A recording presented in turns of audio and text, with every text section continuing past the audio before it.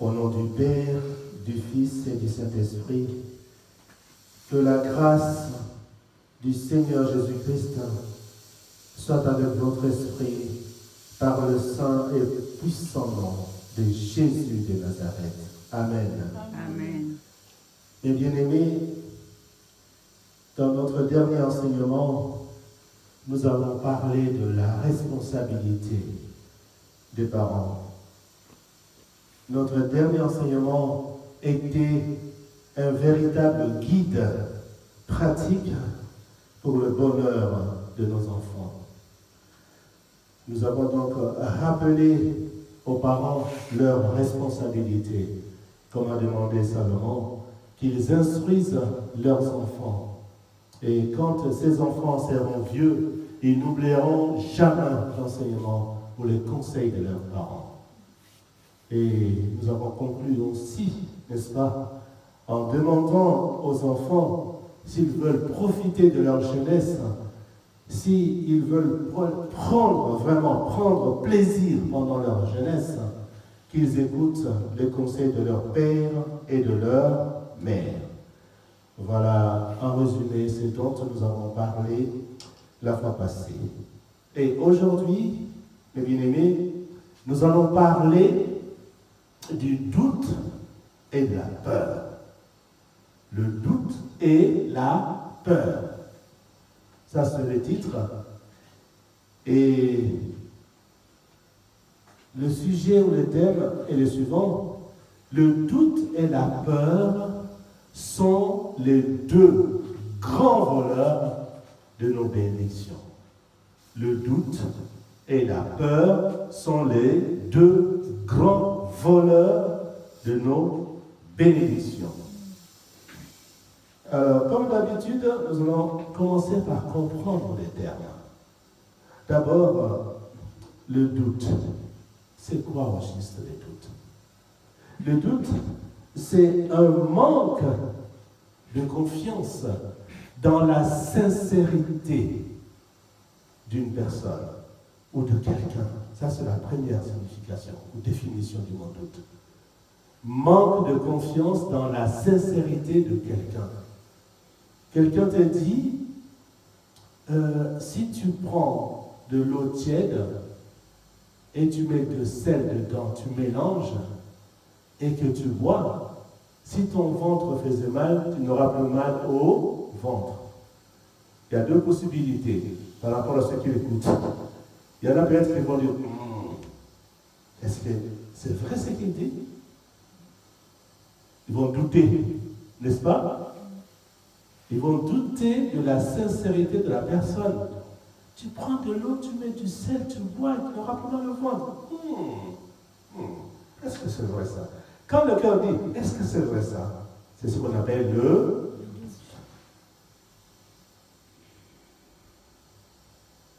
Et le doute, c'est aussi le manque de confiance à la réalisation de la chose. Comme tu as douté de cet homme-là, même si tu bois cette eau-là, il fera rien. Parce que tu vas douter aussi à la réalisation de cette chose. C'est-à-dire la guérison de ton ventre qui faisait mal. Vous voyez, ça me rappelle d'ailleurs une petite histoire, vraie aussi. C'est un ami qui travaillait aux cliniques universitaires à Kinshasa. Il était un infirmier. Et lui-même, il nous a raconté cette histoire. Il travaillait la nuit. Alors, il y a un malade qui avait très mal. Et pour calmer ses douleurs, on lui donnait un médicament. Et il est allé voir dans l'armoire. Il n'y avait plus ces médicaments. C'était épuisé. Alors, qu'est-ce qu'il a fait? Comme c'était une poudre blanche, il a pris des comprimés d'aspirine. Il a... Ok? C'est devenu de la poudre. Il a tout écrasé, c'est devenu de la poudre. Aspirine. Ce n'était pas les médicaments, mais l'aspirine. Et il est allé voir la malade dans sa chambre. Il a dit, ah, tu as de la chance, monsieur. Il restait seulement un tout petit peu de ce médicament parce qu'elle n'avait plus. Mais ce n'était pas les médicaments, c'était l'aspirine. Et comme ces malades avaient confiance à cet infirmier, ils n'avaient pas de doute à l'égard de cet infirmier, il a bu l'aspirine, qui n'était pas les médicaments en question, et ces douleurs se sont... Voilà. C'est ça, des doutes. Alors, la peur c'est quoi? C'est un sentiment d'angoisse, en présence de quelqu'un ou d'une situation donnée qui menace. Tu es angoissé. C'est ça la peur. Alors nous allons parler de ces deux choses que je viens de définir. Le doute et la peur. Mes frères et sœurs, pourquoi je parle du doute et de la peur? Mais parce qu'il est très important de comprendre le mécanisme du doute et de la peur dans notre vie en général et surtout dans la vie spirituelle. C'est très important de comprendre le mécanisme, comment fonctionne le doute et la peur dans notre vie en général et surtout dans notre vie spirituelle. Et c'est notre Seigneur Jésus-Christ qui va lui-même nous expliquer, nous parler de ce mécanisme. N'est-ce pas? Il va commencer par nous parler du doute et ensuite, bien sûr, il nous parlera de la peur. C'est pourquoi nous avons intitulé notre premier point comme suite, le doute annule les effets de la prière. Le doute annule les effets de la prière. Oui, donc c'est très important. C'est très important de comprendre ce que c'est le doute. Le doute, il faut comprendre. Ça annule les effets de la prière.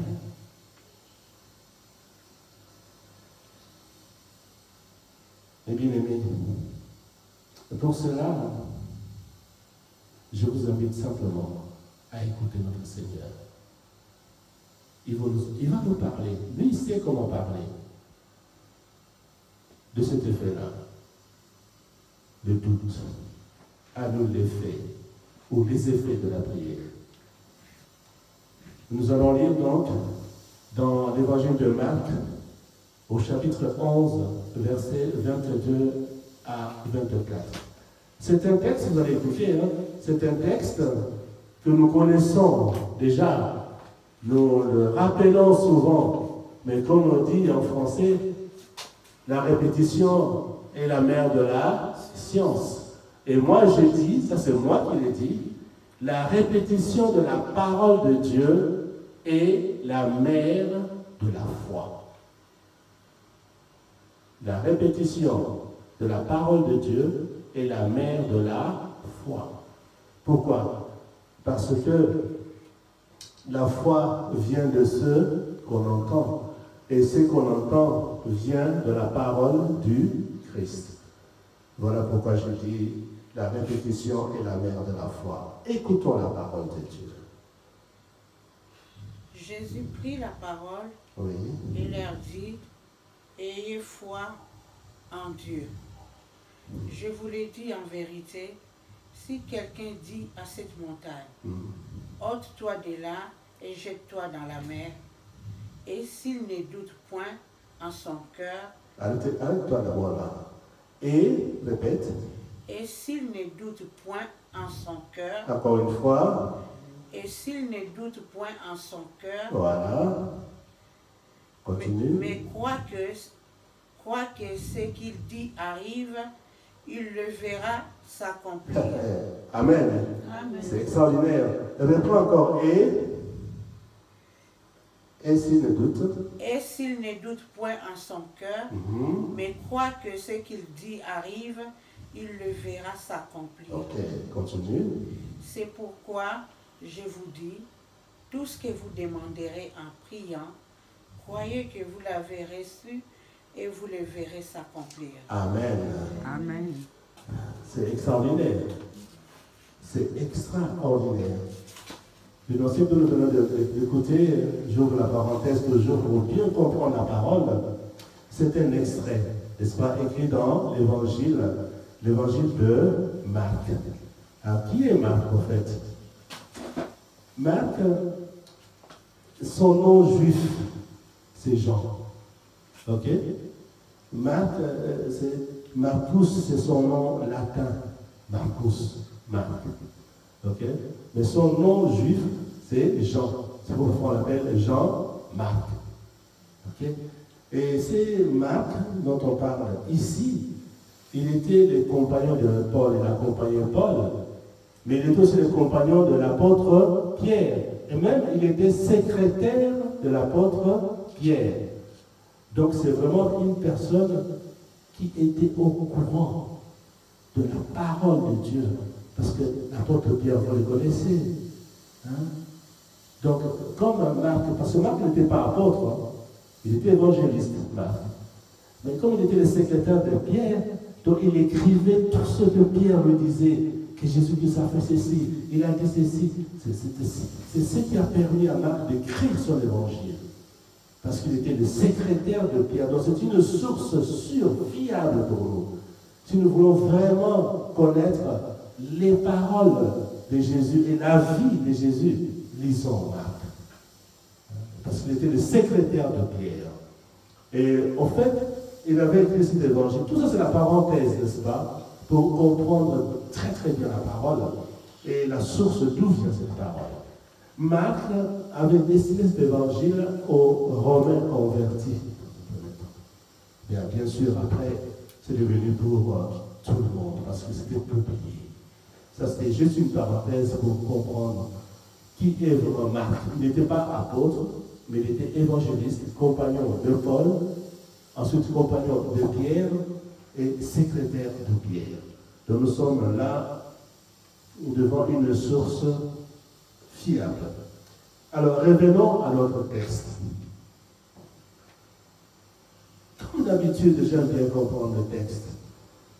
Pour essayer de disséquer, comprendre encore mieux ce que nous avons lu, je vais vous dire ce qui s'est passé un peu avant.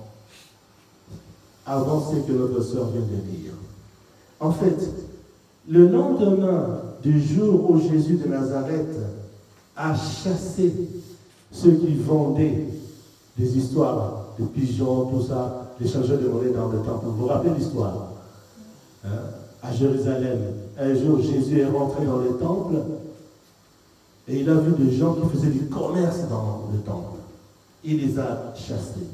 Alors, le lendemain de ce jour-là, donc le matin, il est sorti avec ses apôtres et ils sont passés devant le figuier que Jésus avait maudit. Pierre voit ce figuier et il dit, Rabbi, il dit à Jésus, Rabbi, maître, regarde le figuier que tu as maudit, il a séché. Et là, Jésus prit la parole et leur dit ce que nous venons d'écouter, ce que la sœur vient de lire. Je vous le rappelle, quand Pierre a dit à Jésus, Maître, regarde le figuier que tu as maudit, il est séché. Jésus prend la parole et leur dit, ayez foi en Dieu. C'est ce que la sœur vient de dire. Ayez foi en Dieu. Je vous dis en vérité, si quelqu'un dit à cette montagne, ôte-toi de là et jette-toi dans la mer, et s'il ne doute point en son cœur, mais croit que ce qu'il dit arrive, il le verra s'accomplir. Moi, Jésus, je n'ai pas douté quand j'ai dit à ce figuier, je l'ai maudit, tu ne produiras plus de fruits. Ok? J'ai cru en ce que moi, Jésus, je disais, j'ai cru en cela. Je l'ai dit et ça s'est fait. C'est pourquoi vous voyez ce figuier, il est sec. Parce que moi, j'ai cru en Dieu. J'ai confiance en Dieu. Et j'ai cru vraiment du fond de mon cœur que ce que je vais dire va se réaliser. Voilà le résultat. Le figuier a séché. Vous comprenez? C'est ça qu'il a voulu dire. Alors, mes frères et sœurs, nous, c'est pareil. Ce qu'il a dit à l'époque de Pierre, ça nous concerne aussi.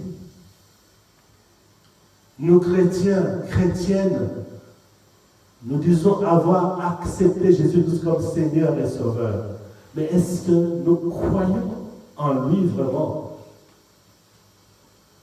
Est-ce que nous croyons à sa parole quand nous avons besoin de quelque chose sur le plan spirituel, sur le plan physique? Est-ce que nous croyons vraiment en Jésus-Christ? Là, aujourd'hui, il nous dit, il ne faut pas avoir de doute sur quelqu'un. C'est un manque de confiance. Jésus nous dit, si nous demandons quelque chose, ok? Croyons. Parce qu'il dit, s'il ne doute point en son cœur, mais croit que ce qu'il dit arrive, il le verra s'accomplir. Alors je te dis, toi, mon frère, toi, ma soeur, si tu ne doutes point en ton cœur, mais tu crois que ce que tu demandes à Jésus-Christ, à Dieu,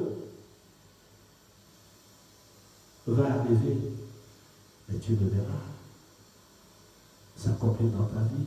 Si tu crois que ce que tu as demandé à Jésus, à Dieu, tu l'as reçu, tu verras que cette chose va s'accomplir dans ta vie. Le problème, c'est les doutes. Le problème, c'est doute en deux parties. D'abord, manque de confiance en Jésus-Christ qui te dit, qui me dit, qui nous dit aujourd'hui que quand tu pries, qu'est-ce qu'il faut faire? Crois que ce que tu dis, ce que tu demandes, tu l'as reçu. C'est Jésus qui nous dit. Alors, est-ce que tu as confiance en Jésus? Est-ce que j'ai confiance en Jésus? Est-ce que Jésus, ce qu'il me dit là, c'est vrai? C'est chacun de nous de répondre à cela. Si tu crois que Jésus a dit, si je prie, je demande quelque chose, je dois voir que cette chose, je l'ai reçue. Et si je ne doute pas, cette chose va s'accomplir dans ma vie. Si tu as confiance en Jésus, fais ta prière et tu auras cette chose.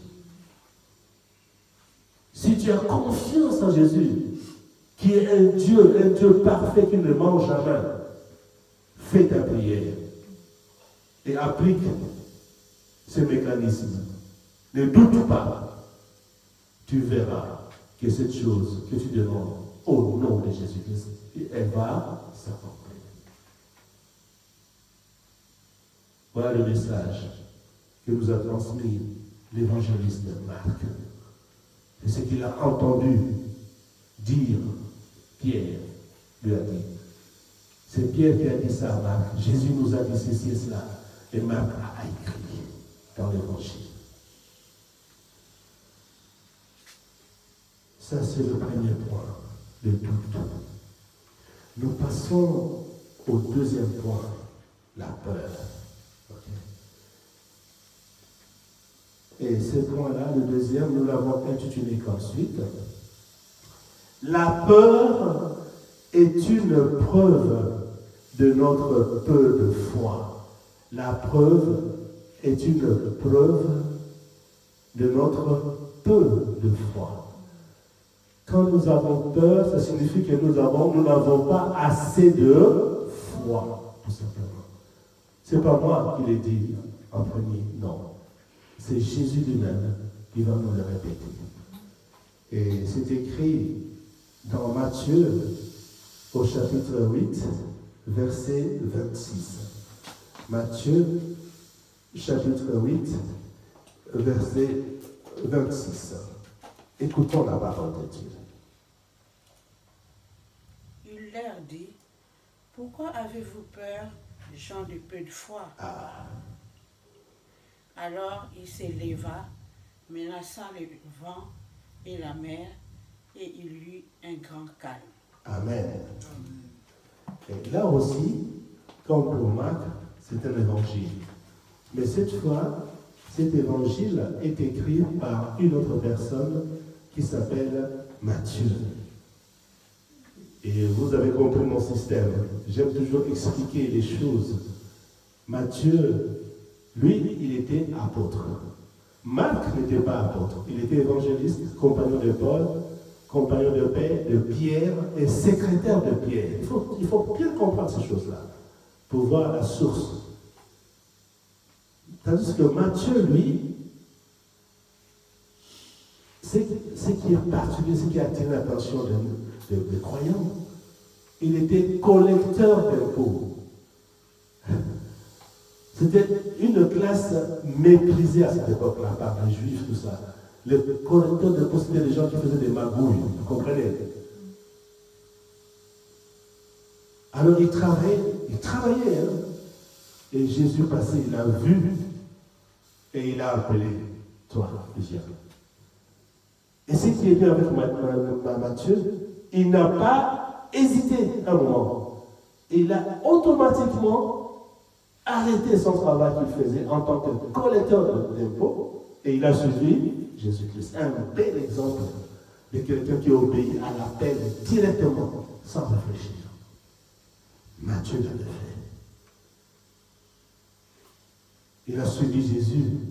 Il est devenu disciple. Et après, quand Jésus a choisi ses 12 apôtres, Matthieu était parmi les 12 apôtres. Donc il était apôtre de Jésus-Christ. Ok? Et Marc, je vous ai dit, lui, il avait destiné son évangile à qui?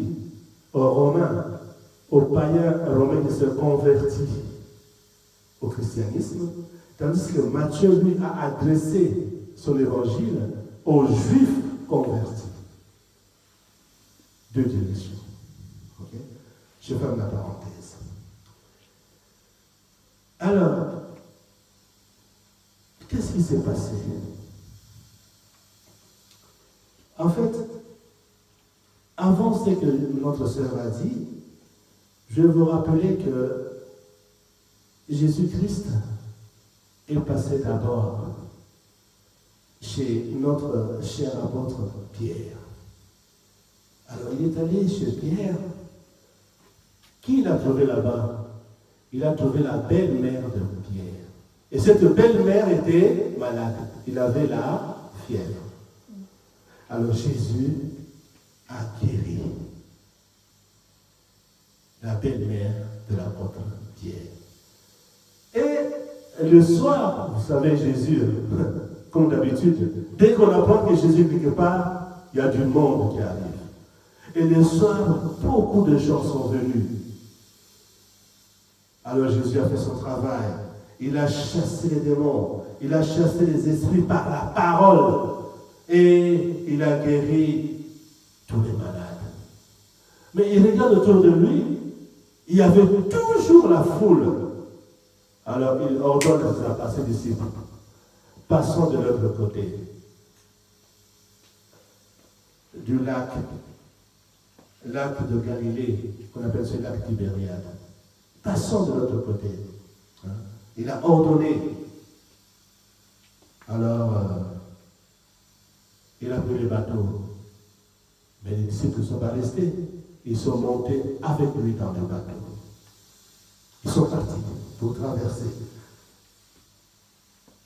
Et en plein mer, c'est le lac Tibériade, ou de Galilée, il y avait du vent, la tempête. Et qu'est-ce qui s'est passé? Jésus, lui, il dormait. Nous connaissons le passage. Il dormait. Il y avait la tempête. Le bateau était menacé.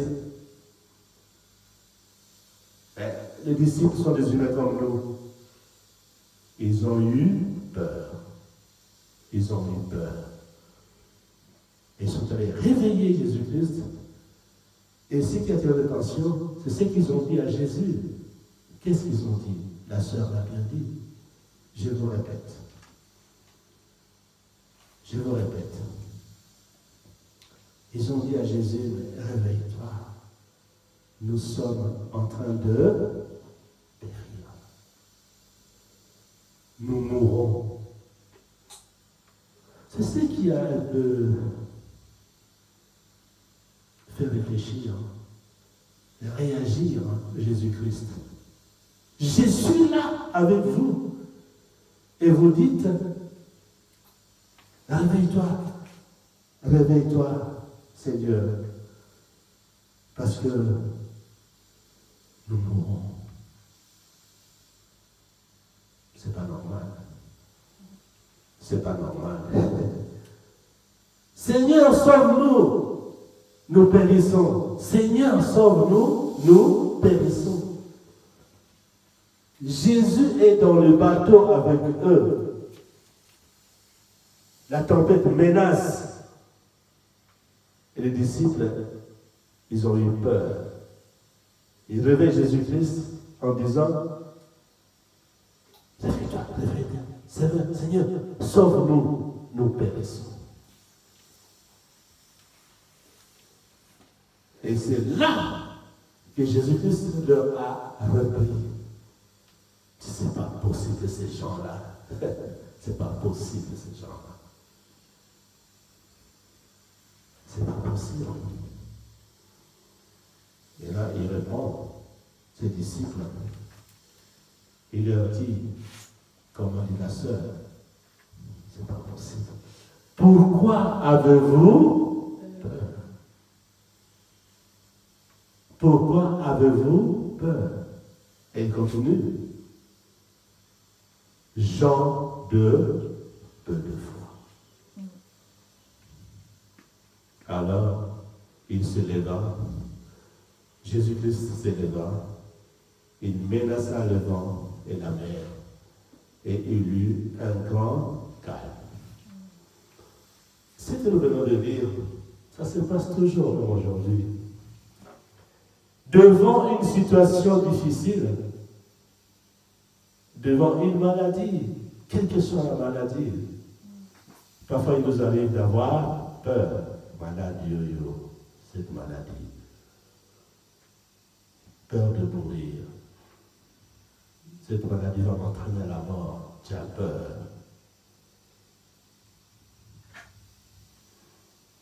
On oublie que Jésus-Christ nous a dit,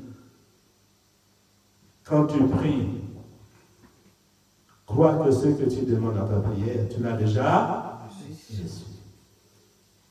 Et si tu le crois, tu verras cela s'accomplir dans ta vie. Au lieu de rester dans cette foi, toi tu as peur de mourir. Vous voyez le contraire? Vous remarquez ça? C'est ça le mécanisme du doute et de la peur. C'est pourquoi nous avons dit le doute et la peur sont les deux grands voleurs de nos bénédictions. Doute et la peur, azo yiba guérison nayo. Doute la peur, azako yiba guérison nayo. Ami yibi, doute na peur.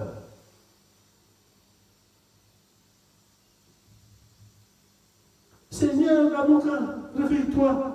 Nous périssons. Quoi? Je suis loin, je suis là avec vous. Moi, Jésus, je suis dans le bateau avec vous. Et vous me dites que vous allez mourir.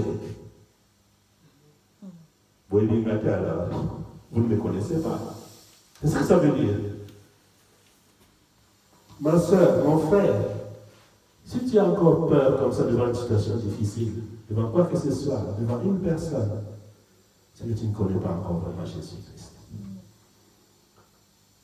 Si tu crois que Jésus-Christ est dans ton cœur, comme il était dans le bateau avec ses disciples, alors n'aie plus peur, n'aie plus de doute. Et tu verras que tout ce que tu vas demander au nom de Jésus-Christ va s'accomplir dans ta vie. Amen.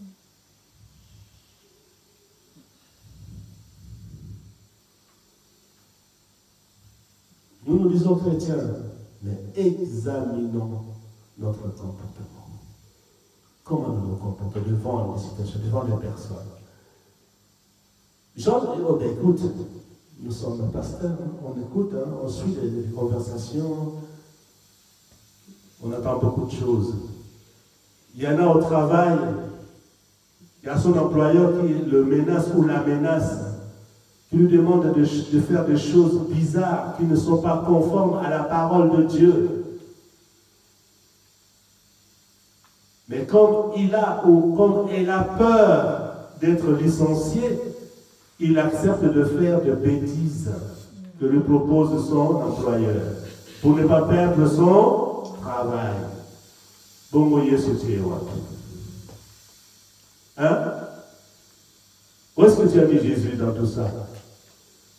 Tu as peur de ton employeur, tu as peur de perdre ton travail et tu acceptes ce que ton employeur te propose. Alors tu sais que c'est des péchés, c'est pas bon devant Dieu. Mais tu as peur d'être licencié, tu acceptes de faire des bêtises que te propose ton patron parce que tu as peur de ton patron.